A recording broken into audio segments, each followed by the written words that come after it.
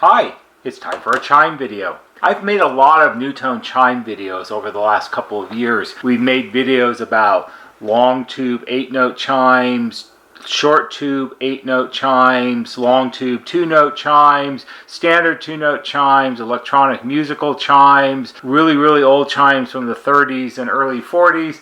We've made a lot of chime videos. Today we're going to make a chime video about a different type of NuTone chime, and it's a NuTone chime that I never really understood why it existed. So what you're looking at here is, this is a NuTone model LA20. This is a mid-80s, early 90s NuTone chime. It's called the Cherry Hill. It's a pretty innocuous sort of chime. It has this dark cherry plastic cover.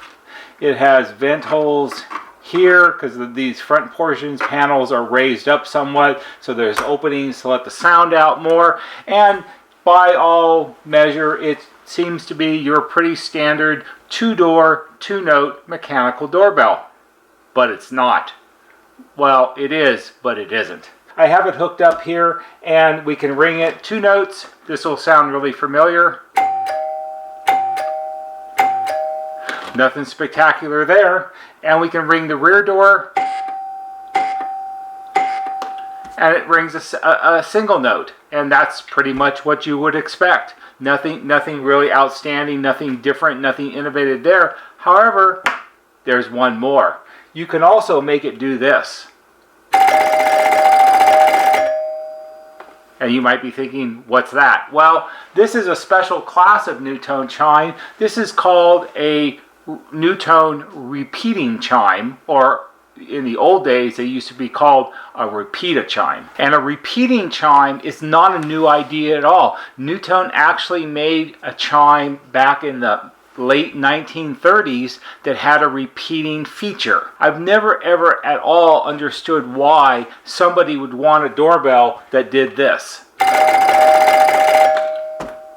So let's go ahead and take a look at what's behind the cover of our Cherry Hill LA20. We'll take this off, and we have what seems to be a fairly standard NuTone mid-80s plastic 2-note chime base. You've got the plastic body. You've got the 2 tone bars.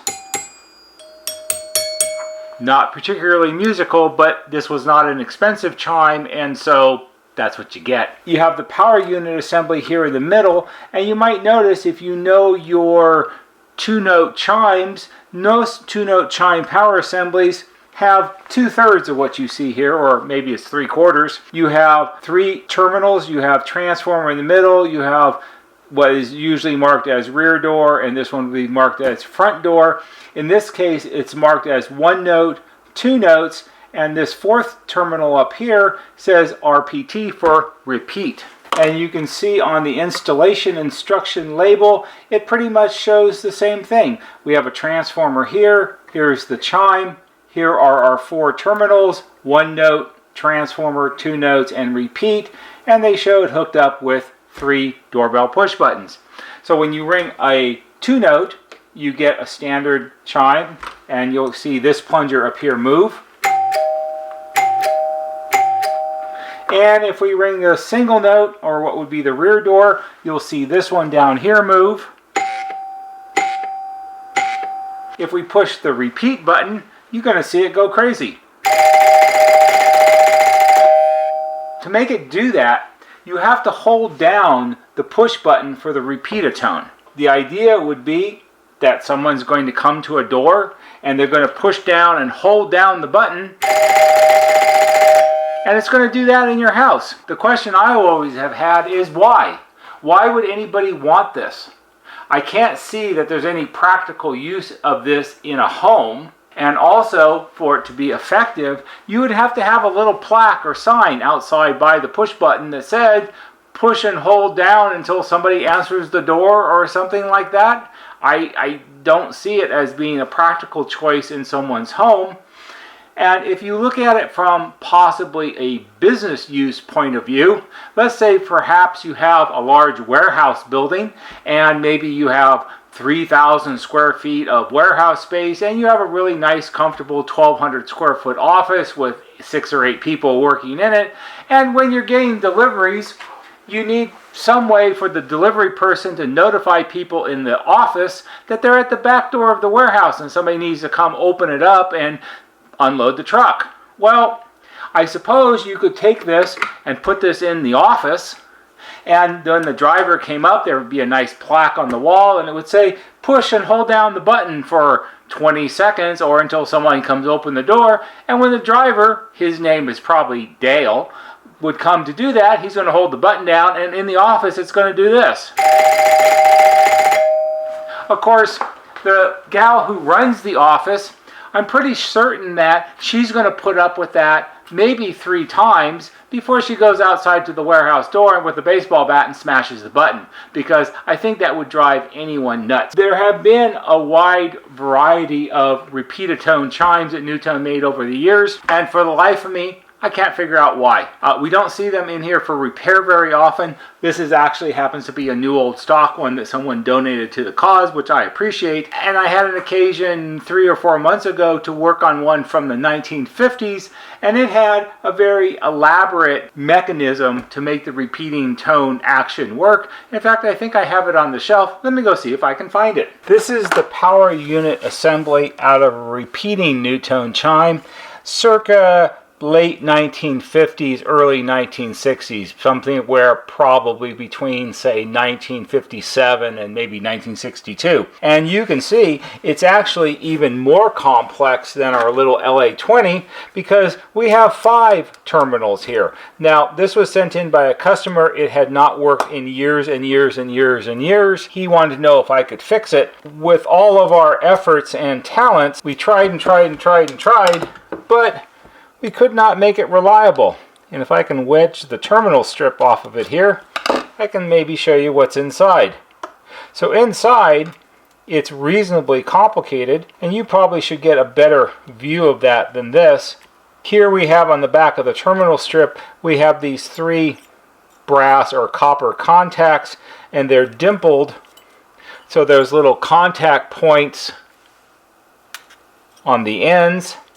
And then down inside is a sliding metal sleeve or a sliding plastic sleeve. And inside the plastic sleeve, which is really hard to show because the whole thing is kind of put back together. I don't know if I can do this. Let me get a pair of pliers. Alright, let's see if we can disassemble it to some degree. Not that end. This was long enough ago that I don't truly remember how we figured out how to take it all apart. It's very complicated and is very involved, and it has a lot of bits and pieces to it. I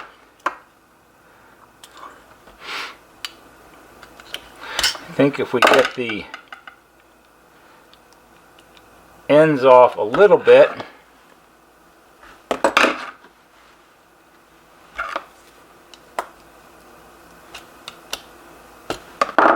I might be able to show you what's inside. There we go. There's the end cap. There's one of the springs. There's one end of the plunger, but we need to get the other end out also. So let's see if we can get this off. That.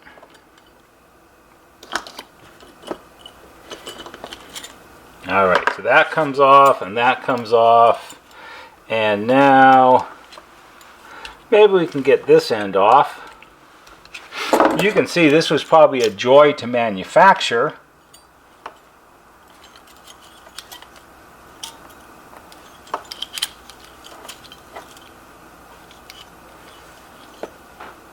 And that might be the best we can do with this, because it's been long enough that I don't really remember. Oh, I know why. We have to turn it over because there's a set screw down in here that holds the whole thing together. I just sort of remembered that. And of course that's too big, so let's get a smaller screwdriver and we'll take the set screw out.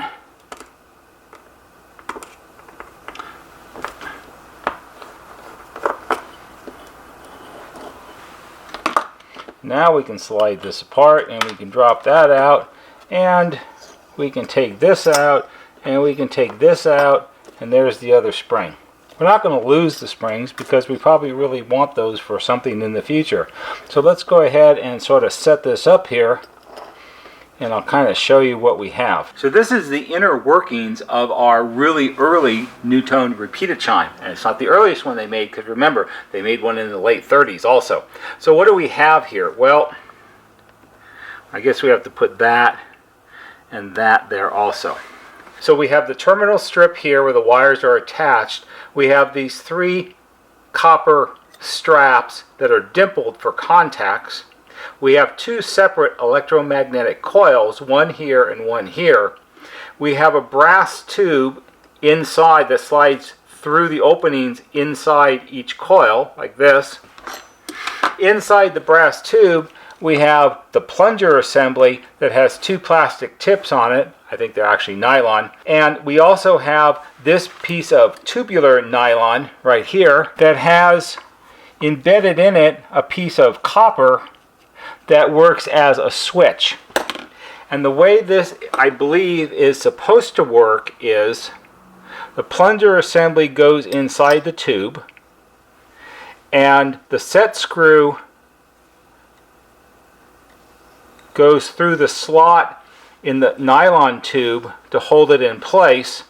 And as the coils energize the plunger and it slides back and forth, it moves the sliding tube along with it, which moves the copper piece that's embedded in it across these contacts to make closures, and somehow that makes the whole thing repeat as it rings. Could you think of anything more complicated?